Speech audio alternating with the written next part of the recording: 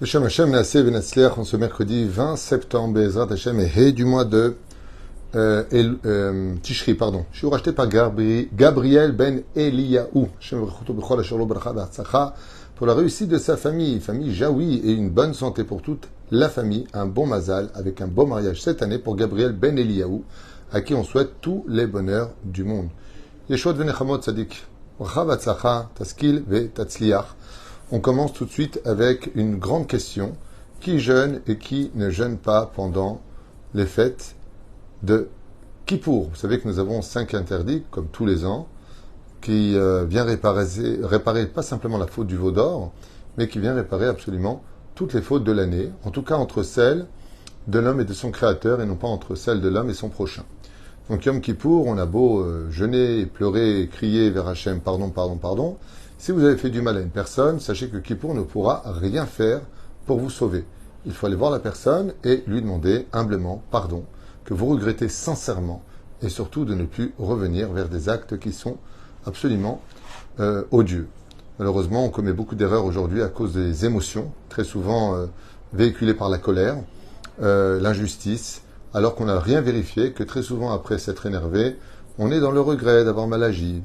Donc il y a mieux à faire, c'est de réfléchir à tête froide, de prendre du recul, et je vous affirme que si on le faisait tous, on irait beaucoup mieux entre les uns et les autres, parce qu'on se fait beaucoup trop d'imagination sur des scènes qui n'ont jamais eu lieu, prétextant que oui, j'ai compris, maintenant j'ai compris, je sais qui il est, je sais ce qu'elle est, je sais ce qu'il a dit, je sais ce qu'il n'a pas dit.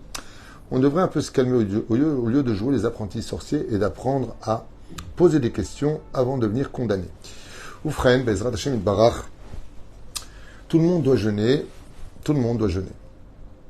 Mais une femme qui vient d'accoucher, tant qu'elle est dans ces 3 jours, et quitte du jeûne, absolument quitte du jeûne, il n'y a pas de sujet à discuter là-dessus. Si par contre elle est entre les 3 jours de l'accouchement et les 7 jours, donc dans ce cas-là, selon son état de santé, on vérifiera si elle peut ou pas jeûner, si elle se sent beaucoup trop faible, si ça ne le fait pas, et autres. Par exemple, en Israël, contrairement à la France, au bout du 3e jour quand on accouche, je parle d'un accouchement normal, eh bien, le 3e jour, la femme rentre avec son bébé à la maison. C'est-à-dire que même sur le domaine médical, la femme peut se lever du lit et prendre son bébé et partir. En tout cas, en Israël, c'est comme ça que ça se passe. Ainsi donc, la halakha a fixé qu'après 3 jours, si la femme a accouché, entre 3 et 7 jours d'accouchement, on verra. Si elle est faible, elle ne jeûnera pas. Si elle peut jeûner, elle sera tenue de jeûner. Tout le monde doit jeûner pour Yom Kippour. Les filles à partir de 12 ans et un jour, les garçons à partir de la bar mitzvah, 13 ans et un jour, doivent jeûner obligatoirement. Les enfants qui ont moins que cet âge-là et qui sont dans l'âge du chinour pour Yom Kippourim, selon les traditions, jeûneront quelques heures, selon leurs possibilités. 1 heure ou 2 le matin ou 3 heures, selon chacun ce qu'il pourra, mais ne seront pas tenus de jeûner toute la journée. Oufrein, il y a des personnes qui... Alors, Cholé Sheshbo Sakana, toute maladie où il y a un danger sont tenus de ne pas jeûner. Asur lo latsum. Et j'aimerais vous dire quelque chose de très important. Très, très important. Pourquoi est-ce que quand on est malade au point d'être en danger si on jeûnait, on n'a surtout pas le droit de jeûner? On va expliquer dans quelles conditions il ne jeûnera pas. C'est pas il boit ce qu'il veut, il mange ce qu'il veut. Il y a des mesures et un temps respecté. Ça, Bezrat Hashem selon la halakha. Eh bien, s'il a osé contredire la halakha de ne pas jeûner dans son cas à lui, ce qui va occasionner, c'est tout simplement un chiloul Yom Kippour parce qu'on devra l'emmener en urgence à l'hôpital. Donc non seulement tu t'es pas rendu service, t'as pas fait une mitzvah, mais en plus de ça, tu vas faire un chiloul Yom Tov, un chiloul de Yom Kippour parce que monsieur va s'évanouir ou madame va s'évanouir parce qu'elle n'aurait pas dû jeûner et qu'elle a quand même voulu jeûner. Donc arrêtez de casser les pieds quand on vous dit que vous êtes quitte, vous êtes quitte. Quand vous devez jeûner, vous jeûnez.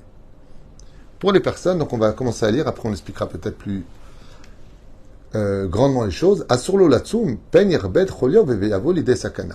Car on n'a pas le droit de se mettre en danger. Donc on parle d'une maladie où sur le domaine médical, il est certain que s'il jeûnait, il se mettrait en danger. Lui est quitte totalement de jeûner. Vafilou im achole omer sheno tzarich lechol. Et même s'il viendrait dire, non mais j'ai pas besoin de manger. Un olatsum. Il n'a pas le droit de jeûner.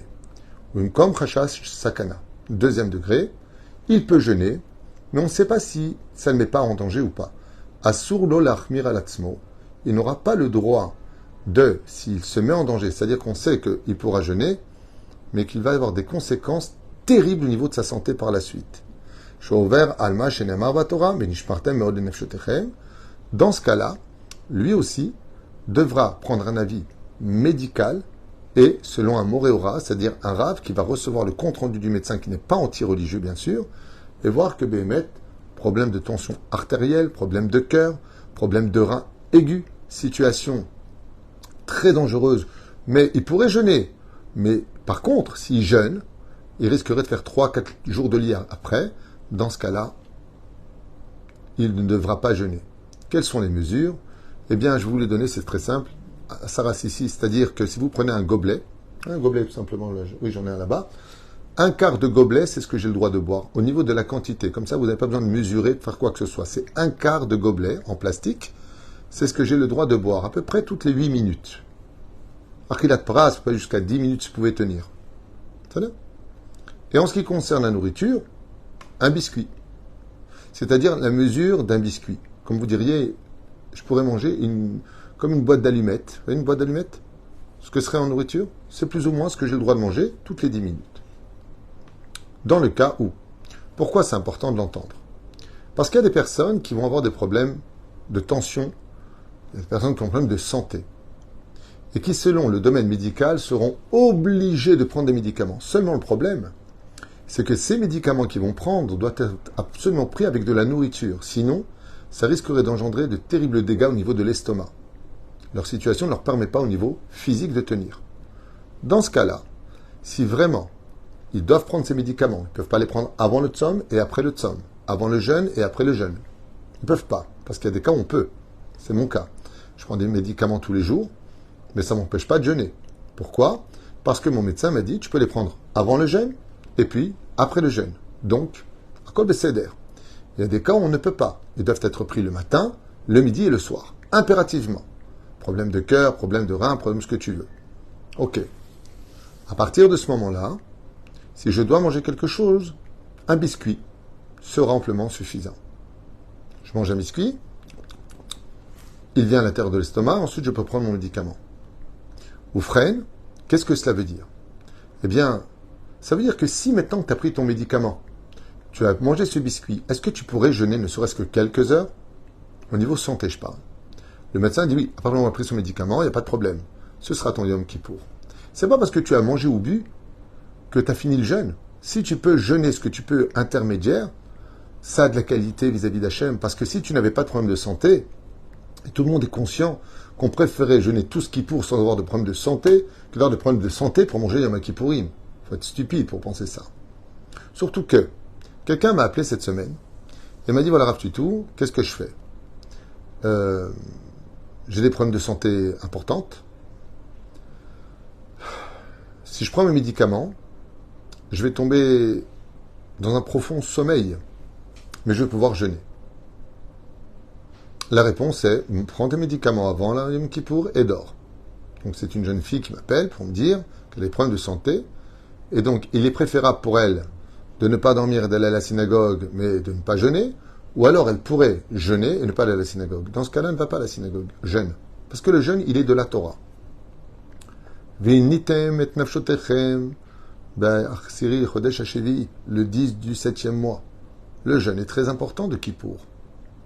Et la reine, Bezrat Hashem Yitbarach, même les gens qui ne jeûnent pas, n'oubliez pas, vous n'avez pas le droit de dormir dans le même lit que votre épouse. Vous n'avez pas le droit de mettre des chaussures en cuir. Vous n'avez pas le droit de prendre de douche ou autre chose. Okay? De passer... avant, on mettait de l'huile, peu importe. Okay? Ça veut dire que ça ne vous empêche pas de faire les autres mitzvot de Yom Kippourim. Et la reine, comme c'est marqué, celui qui prend des risques alors qu'il n'aurait pas dû les prendre et que le médecin était formel, qu'il lui était interdit de jeûner dans sa situation, étant lui-même en train de jeûner à Kippour, ce médecin, eh bien, on l'écoutera avec l'autorisation d'un rave compétent, ce qu'on appelle un moréora. לצערנו, ישנם אנשים שצמים בניגוד לדעתם של הרופאים והרבנים ומסכנים את עצמם והעבירה היא בידם. Comme je vous l'ai dit, tout comme c'est une mise à jeûner, s'il n'a pas le droit de jeûner et qu'il jeûne, il a fait un péché et rendra de compte devant Dieu aussi, devant les hommes. Une fois à côté de moi, un homme s'est évanoui pendant Kippour, ça a arrêté la prière. Ça nous a tous dérangés. On a eu peur pour lui. Il fallait appeler une ambulance. Alors que cet homme-là avait des problèmes de santé et qu'il n'avait pas le droit de jeûner. Vous comprenez ce que ça veut dire? C'est dérangeant. Chaval. Tov. לפיכך כל חולה צריך לפנות לרופא המטפל שלו. Et c'est pour cela que chacun doit aller voir un professeur ou son médecin. ויחווה דעתו את הצום לגרום לו סכנה. Donc on prend l'avis d'un, comme on l'a expliqué, médecin. Ok. חולה שצריך לבוע כדור וטעמו פגום. Celui qui doit avaler uniquement des médicaments pendant Yom Kippour, mais le médicament n'a pas de goût. S'il peut avaler son médicament uniquement sans eau avec la salive, il le fait. Et s'il doit le prendre impérativement, se cacher, et qu'il a besoin d'eau, il mettra quelque chose d'un peu amer dans l'eau, comme un peu de sel par exemple, qui donne un petit thé, ou un peu de thé sans sucre, à l'intérieur de l'eau, pour que ce soit amer, ou afkat soda, ou même de la poudre de soda, et donc il boira juste une toute petite gorgée de quoi avaler son médicament. Donc vous venez d'entendre comment on fait le jour de Kippour. Si vraiment je dois prendre ce médicament et que je ne peux pas l'avaler sans eau, parce qu'il risquerait de se coller dans la paroi de la gorge, alors dans ce cas-là, je prends cette petite quantité d'eau comme je vous l'ai dit, un quart, même moins d'un quart si c'est possible, parce que c'est juste pour avaler d'un verre de khat pami, d'un verre en plastique, à peu près ça, et je mets un peu de thé dedans pour le goût amer, pour pas que je profite, mais c'est juste pour avaler. Non pas pour boire en fin de compte, mais pour avaler. Yoledet shosha yamim shat leda, donc il le dit si l'autre est un éclal, comme le marqué le Shulchan Aruch, une femme qui vient d'accoucher dans les 3 jours ne jeûne pas, vatocha les shiurim, afilou, omeret shachol latsum va'arofeh ma'asherzot, asur-la, même si elle veut jeûner, elle ne peut pas, entre 3 jours et 7 jours. Amra befirouch she'ena tzricha le'echol mutar la leitanot, entre 3 jours et 7 jours, c'est elle qui décide si elle jeûne ou pas par rapport à son état de santé, parce qu'il n'y a pas un meilleur médecin que soi-même. Mais kan va'elach arei kesh'ar cholé, mais à partir du 7e jour de son accouchement, elle est tenue de jeûner. Bezrat Hashem, sha'af im abra sitzcha ani le'echol mechamat tsa'ar leda, en machinin ota, même si elle dit ouais mais j'ai pas envie de jeûner, elle devra jeûner. Alors comment on fait quand on est aussi enceinte? Alors il y a des cas de femmes enceintes qui ont des grossesse à risque. Là aussi, il faudra poser la question au médecin traitant, avec l'autorisation du Rav. Si le Rav il dit que, effectivement, selon son état de santé, ça peut provoquer par exemple des tsirim. Tsirim, ça veut dire des contractions avant l'heure. Dans ce cas-là, donc, le médecin va prévenir en disant, écoutez, si vous jeûnez, le problème qui va se passer, c'est que l'enfant risquerait de sortir bien avant l'heure et le mettre en danger. Si le Rav donc reçoit ce compte-rendu, elle lui donnera l'autorisation de ne pas jeûner dans ce cas-là. Et donc cette femme boira les quantités prescrites, à peu près toutes les 8 à 10 minutes, d'eau et de nourriture. Bien sûr, s'il y a un réel danger et que l'enfant ne réagit pas, alors elle prendra vite du sucre pour l'enfant, car il y a pikuach nefesh dans ce cas précis. Mais si ce n'est pas le cas, elle devra manger les quantités requises par la halacha, c'est-à-dire toutes les 8 à 10 minutes, 10 cc d'eau, c'est-à-dire à peu près un quart, une fois de plus, de verre d'un gobelet en plastique, khat pami, jetable, et puis c'est tout. Et puis la nourriture, comme je vous l'ai dit, à peu près kazaït, c'est-à-dire comme une boîte une boîte d'allumettes. Ok.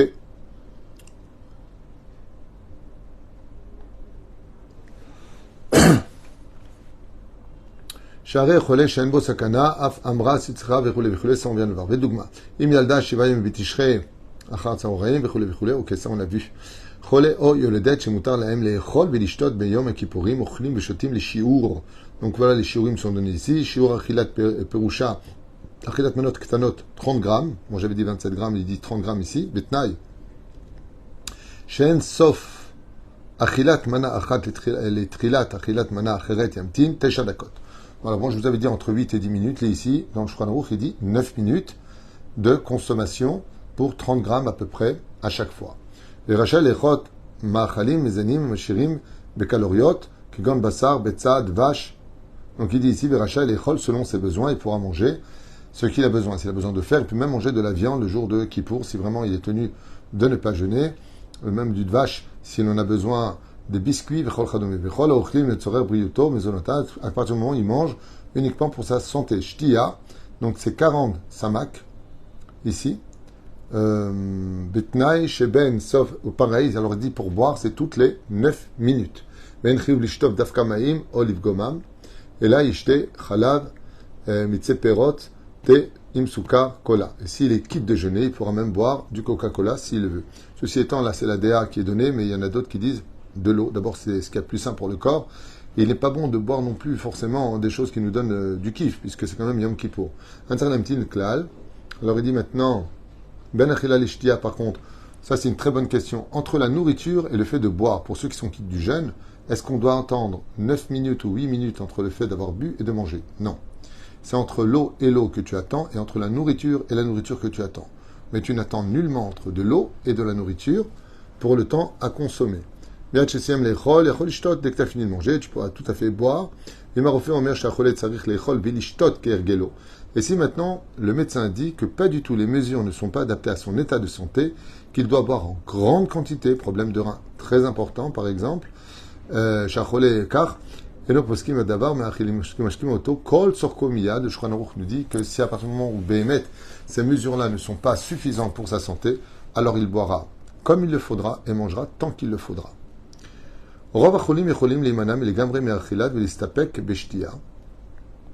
Donc, la majeure partie des gens qui sont malades peuvent, dans l'absolu, se retenir de manger des quantités ou de boire. Ok,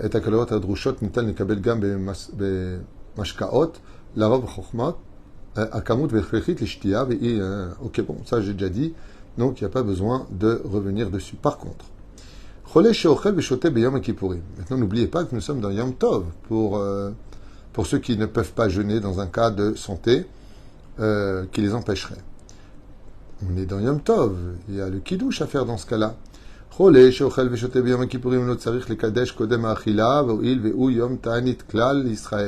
non. Comme il nous dit ici, donc je vous dis ça parce que quelqu'un m'a posé la question, alors je voulais vous piéger, mais je l'ai mal fait. Au frein, on ne fait pas de kiddush. Pourquoi? Parce que c'est un jour de Ta'anit. Un kiddush klal. Donc il n'a pas besoin de faire le kiddush. La personne m'a dit, c'est Yom Tov, est-ce que je fais un kiddush ou pas avant de manger? Non. Puisque c'est un jour de Ta'anit. Le Tel Yadav, Ad Azroa. Donc il fait Netilat Yadayim normalement, Verer Pamahat, Al Achila Rishona. Besof, Mash Tzarech Utzrach Lechol, Itol Maim Acharonim, Verer Birkat Amazon. Par contre, il fera son Birkat Amazon s'il a mangé kazaïd de pain.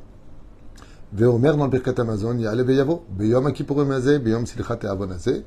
Et il dira dans le Birkat Amazon, Ya'ale Veyavo, en rajoutant Beyom Kippurim Hazeh, Beyom Silchat Avon Hazeh, Ve'im Shachach Eno Choser, et s'il a oublié, il ne reviendra pas. Les enfants de moins de 9 ans, Enomitan Eklal, celui qui n'a pas encore atteint 9 ans, ne jeûne pas du tout, même pas une seule heure, à Filou Ta'anit Shaot. Ve'af Imrotzel Itanot, même s'il veut, on l'empêchera de le faire. Katan Ben Tesha Shanim, chez les mot mitane les shaot. Par contre, à partir de 9 ans, il pourra même commencer à jeûner quelques heures. Qu'est-ce que ça veut dire? Il va jeûner quelques heures. S'il a l'habitude de prendre son petit déjeuner à 8 heures, il le prendra à 9 heures ou à 10 heures, tout simplement. Il prendra vers 10 heures, 11 heures. On le fait attendre 1 heure ou 2. Maintenant, s'il a 12 ans, le garçon, le Nahara, elle a 11 ans, et la fille a 11 ans, ils pourront jeûner au moins la moitié du jeûne, pour déjà les habituer.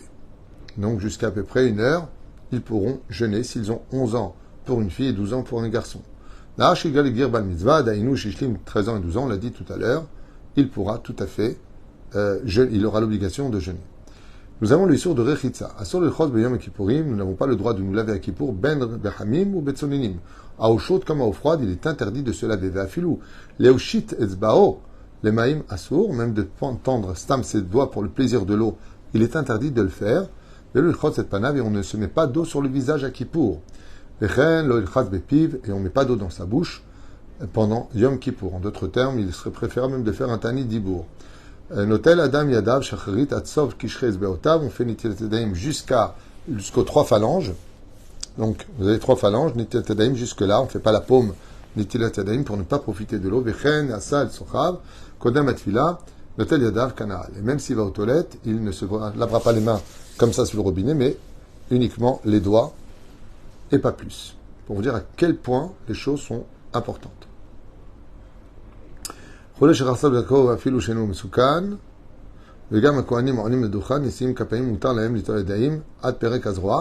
les Kohanim, ils peuvent faire Netilat Yadayim toute la main pour la Birkat Kohanim, tout comme un malade qui aurait besoin. Lui, il pourrait faire toute la main aussi. Voilà. Ok, Sika. Alors, Sikha. Asur la-such afilu beksat gufo ve'afilu shelo leshem ta'anug ela le'avir azohama aval im u chole afilu en bo sakana yesh o sheyesh lo chatitim, c'est-à-dire ptaim, berosho, mutar, kederech mevrim, la-such kar. Donc, si la personne n'est pas malade, il n'a pas le droit de passer de pommade, quoi que ce soit sur son corps, bien sûr, c'est Yom Tov. Et s'il a des ptaim, il a des boutons même sur la tête et autres, qu'il a besoin de mettre pour calmer sa douleur, il aurait le droit. Les chaussures, assur l'inol sandal. On n'a pas le droit de mettre de chaussures en cuir. Minal or afilou shel etz mechoupé or, même si c'est couvert comment dire, des chaussures en bois avec dessus de la peau d'animal assur. Afilou imu gorev garbaim assur. Afilou na'alaim migumi bad veshar minim mutarot. Par contre, tous les autres, on peut les mettre. Donc, on ne met pas de chaussures en cuir comme tous les ans. On n'a pas besoin de faire plus que ça encore. Cholé, afalpi, she'enbo sakana, vechen yoled et torshlo shimion, ledet, vechen misheshlo kama makam regla, mutarim nalol.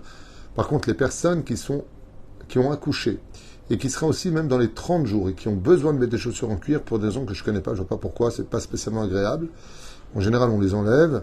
En tout cas, une personne qui est trop faible ou qui serait malade, lui aurait le droit de porter des chaussures en cuir.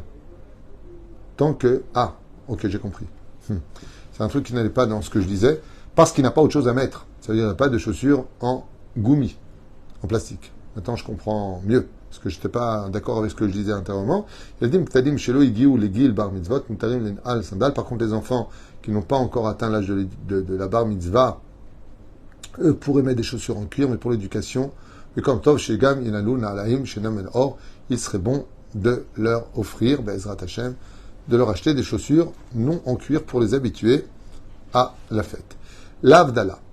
Avdala bemotzei Yom Kippurim, em levachim al besamim, umikol makom tov, shevesuyam Avdala, lachar shesheta me'akos karaou, yaviu lefana besamim. On ne fait pas la bénédiction sur les besamim à la fin de Kippour, mais il serait conseillé, comme le dit le Rav Ovadia Yosef dans Chazon Ovadia, de faire la bracha sur les besamim après l'Avdala, pour gagner cette mitzvah-là. On dit le bracha boré meoreaesh. Par contre, Arak al-Ner chez Shabbat. Donc, je vous rappellerai maintenant pour l'Avdala de Kippour, de préparer une bougie qui reste allumée 24 heures pour prendre cette flamme et allumer la bougie de l'Avdala. N'oubliez pas de le faire. On n'a pas le droit d'allumer à la fin de Kippour pour allumer l'Avdala directement. Donc, il faut prendre d'une bougie qui est déjà allumée. Ner chez Dolek, Beolach mi erev Yom Kippourim. Beaucoup de gens ne le savent pas. Ad Motzei Yom Kippourim, ou al ner shedolek aval, on peut demander quelqu'un. Isha shebaala, machar lavot bet knesset, tichola lavdil, batzma liton min yain, velechol. Une femme pourrait, si son mari tarde trop, parce qu'il y a une de finir un rabbinutam, puisque c'est comme c'est une mise de Horaïta. Tous les jeunes, on n'est pas obligé d'attendre rabbinutam pour sortir le jeûne, parce que c'est des rabbanan. Mais Yom Kippour, c'est de Horaïta, donc celui qui peut, je ne sais pas s'il en parle ici, il me semble que oui. Il me semble que j'avais vu qu'il parlait aussi de rabbinutam. Voilà. Bah oui. Amina kedaat hageonim shesrim dakot lachar shkiat hachama mistayem atzom uvsifim od daka achar tosefet avkurim. Donc celui qui peut faire Bezrat Hashem rabbinutam à Erev Yom Kippour vadaï que tov. N'oubliez pas de faire birkat alevana Bezrat Hashem dès que sortira le jeûne. On entend le chauffard. C'est pas encore la fin du jeûne. Le jeûne se terminera à la sortie. Mavdi ben kodesh lechol si vous voulez le dire. En tout cas après la harvit, nous avons la birkat alevana qui est très très importante à faire. כדי לקדש את הלבנה בשמחה, ויש נוהגים להקדים ברכה קודם, יום הכיפורים כדי שתבוא מצווה זו ותחיה וכו'. Ok. Ensuite, on construit la maison. Il vient de faire une belle souda remplie de joie et de vivre Bezrat Hashem. Toutes les promesses de Kippour, on a promis de faire la paix. N'oubliez pas qu'on s'est demandé pardon avant Kippour. C'est de maintenir ce shalom pour toute l'année, pour Bezrat Hashem. Tout comme Dieu nous a pardonné pour toute l'année qui vient de passer, à nous de lui donner des garanties pour toute l'année qui arrive. Voilà, un petit tour rapide pour celui qui doit jeûner ou pas jeûner. Ensuite, quoi que vous ayez comme question, appelez votre Rav pour lui demander comment réagir ou comment faire les choses. Ceci étant, les femmes enceintes, buvez beaucoup d'eau avant l'entrée de la fête. Quand je dis beaucoup d'eau, selon les besoins, pas trop non plus parce que ça risquerait de provoquer des perturbations au niveau du corps, de l'eau. Et ensuite, pendant Kippour, vous vous allongez, vous fermez les rideaux et vous dormez. Si vous voyez que chas shalom, il y a un truc qui ne va pas, que vous faites un malaise, vous aurez le droit dans ce cas-là, avant de tomber chas shalom, ou de sentir que ça ne va pas, il n'y a pas un meilleur médecin que soi-même, eh bien, ne rentrez pas dans la panique parce que je voudrais quand même vous rappeler que pour les hommes comme pour les femmes, c'est surtout psychologiquement qu'on a du mal à tenir. On regarde l'heure, ainsi de suite. Mais quand on est dans la fête elle-même, on ne voit pas où le problème. En tout cas, pour toute personne qui sentirait que ça ne va pas, il sent qu'il y a un truc qui se passe en lui qui n'est pas bon, vous avez les mesures requises, un quart d'un verre en plastique khat-pa'ami jetable, vous pouvez boire dans ce cas-là pour voir comment vous vous retrouvez, surtout les femmes enceintes qui sentent que ça ne va pas du tout. Dans ce cas-là, il n'y a pas de mitzvah de se suicider, chas v'shalom, bien au contraire. Vous verrez, selon la situation, si vous devez manger un biscuit, vous le mangez, si vous devez boire un petit verre, vous le buvez, mais faites tout pour jeûner, bien entendu, au préalable. Vous avez le droit de dormir, c'est même une mitzvah de dormir et de jeûner s'il le faut. Donc je vous souhaite somme calme, Bezrat Hashem. Et puis, si on veut arrêter de jeûner à Emet, peut-être qu'on devrait arrêter de fauter. Comme ça, on n'aurait plus de problème. Bracha v'atzlacha, yeshuot v'nechamot, ahava ve'arva, shalom ve'reut, et Bezrat Hashem, on souhaite un bon mariage cette année. Comme il a acheté d'ailleurs Gabriel ben Eliyahu Yakar, Kol Sasson ve Kol Simcha, yeshuot v'nechamot.